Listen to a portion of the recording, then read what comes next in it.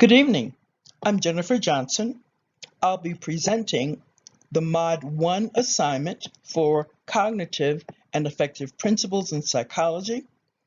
Dr. Helen Livingston, faculty member, Aspen University, doctoral program. We'll begin by taking a look at the agenda.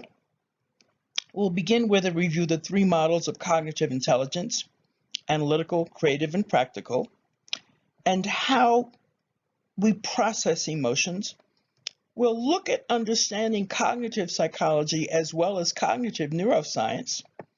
We'll focus on the biological basis of intelligence testing in the workplace, and we'll take a look at the thinking involved with the lack of emotional workplace boundaries and limiting its negative impact on employees.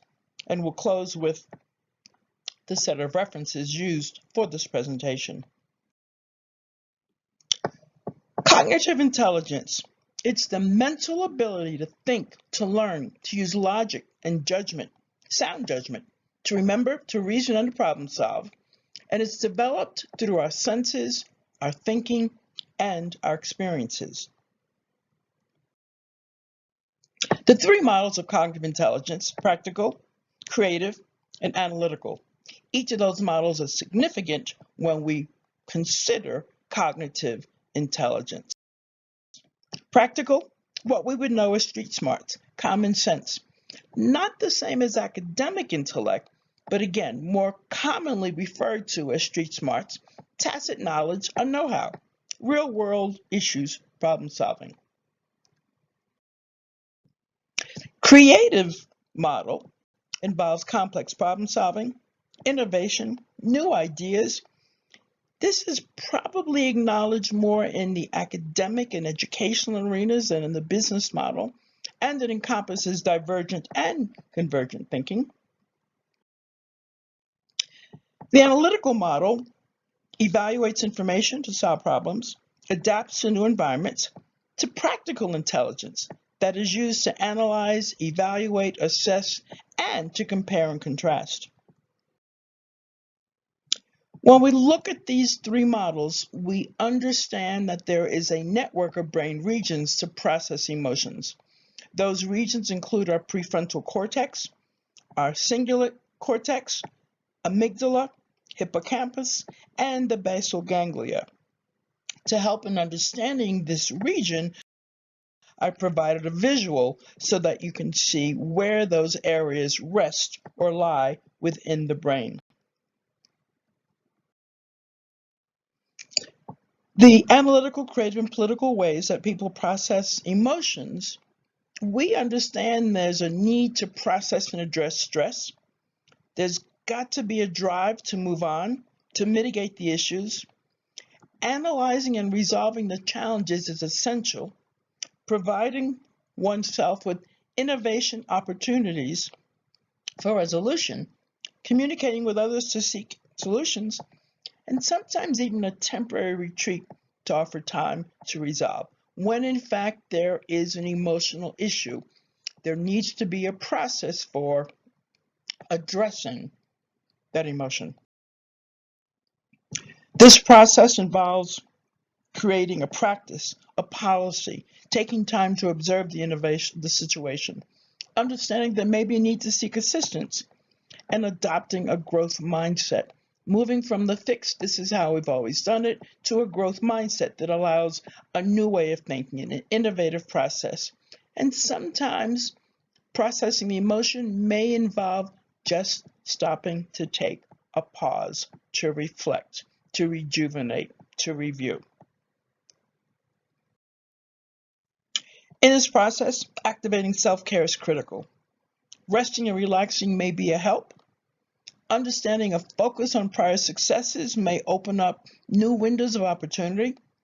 Meditating, contemplating, redirecting, and considering viable options to reduce the stress are all essential when we are in fact considering processing emotions. So understanding the necessity of cognitive psychology and cognitive neuroscience, cognitive psychology focuses on behavior. Neuroscience studies the brain and its processes. when there is a change in the brain, it may impact behavior. Neuroscience confirms the cognitive psychology suppositions and assertions about behavior. So there's a relationship between cognitive psychology, which focuses on behavior, and neuroscience, which focuses on the brain and its processes. Cognitive neuroscience broadens the scientific knowledge and understanding. It contributes to solutions. It plays a significant role in understanding the mind, and it explores and probes how the mind works in relation to the brain. Again, cognitive psychology, cognitive neuroscience have a distinct relationship.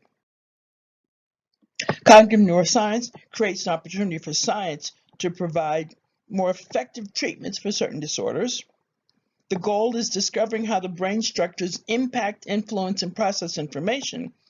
And another goal is to determine how mental cognitive functions are mapped to specific areas of the brain, utilizing techniques such as MRIs and PET scans.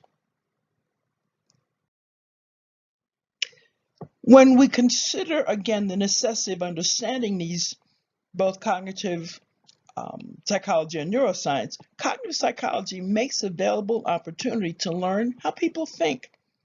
A growth mindset opens up many, many doors compared to a fixed mindset, which is locked and loaded. This is the way it's always been done. When we're talking about understanding psychology and neuroscience, psychology offers a much better understanding of how information is processed, and it focuses on how the brain works. It enables psychologists to develop new ways to address psychological challenges.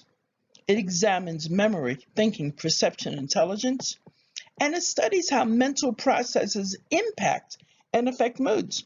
When there's a change in mood, there may in fact be a change in behavior.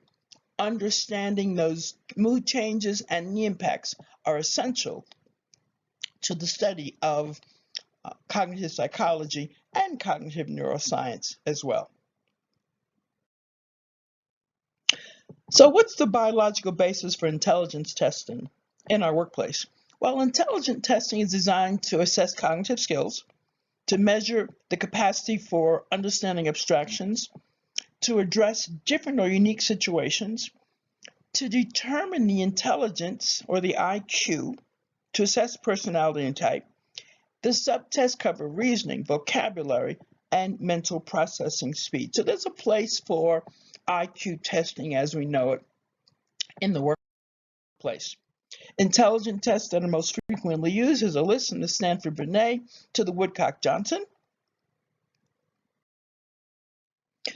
There are opportunities to review the negative impacts and effects of workplace boundaries on employees. That thinking involves physical, emotional, and mental limits. The goal is to design oneself from overcommitting. Boundary setting prevents being taken advantage of or being used, and can decrease the chance to behave unethically, and also can moderate one's vulnerabilities. In addition, this kind of thinking regarding workplace boundaries regards the assessment and the setting of boundaries based on one's personal needs. And those may be different from employee to employee. So it's a personal response that's required.